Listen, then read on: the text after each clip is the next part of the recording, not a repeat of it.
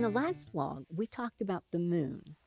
Isn't it odd that a bumpy, crater-filled, dust-covered chunk of rock that generates no light of its own shines so brightly in our sky? How does that even happen? Y'all know the answer, but let's talk about it. It has two parts. First, it's because the sun is so bright. Whatever side of the moon faces the sun gets lit up by the sun's brilliance. Talking about this subject in her book, Shining Through the Psalms, Debbie Presnell quoted Psalm 80, verse 3.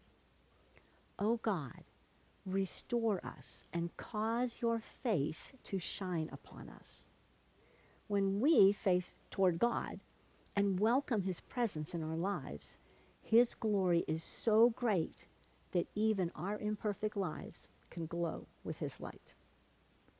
We don't have to be perfect to reflect God's glory. The sun is so bright that it can reflect off of even the very non-reflective surface of the moon. Likewise, even though I sin and struggle with bad habits or negative emotions, God is the light of the world. He can shine so brightly off me that it helps other people see. And then there's another reason why the moon is so big and bright in our sky. Because it's closer. Both Jupiter and our moon simply reflect sunlight, but the one that is closest has the greatest impact. I mean, Jupiter is 25,000 times as big as the moon and has a much more reflective surface. But Jupiter is a tiny speck in the sky compared to our moon. That's because the moon is much closer to us than Jupiter is. God's placed you and me in close proximity to specific people. Some are believers, some are not. You may think, oh, I'm not a famous preacher or a popular Christian musician, so I can't have much impact. I beg to differ. Your work, your home, and your activities put you in close contact with many people. You are immune to them. Sure, famous preachers have a larger audience, but your light shines brighter in your home and at your church.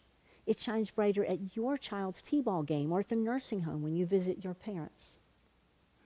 In the New Testament, we are told that all believers are part of the priesthood. In Numbers chapter 6, the priests were asked to pray the following blessing over God's people.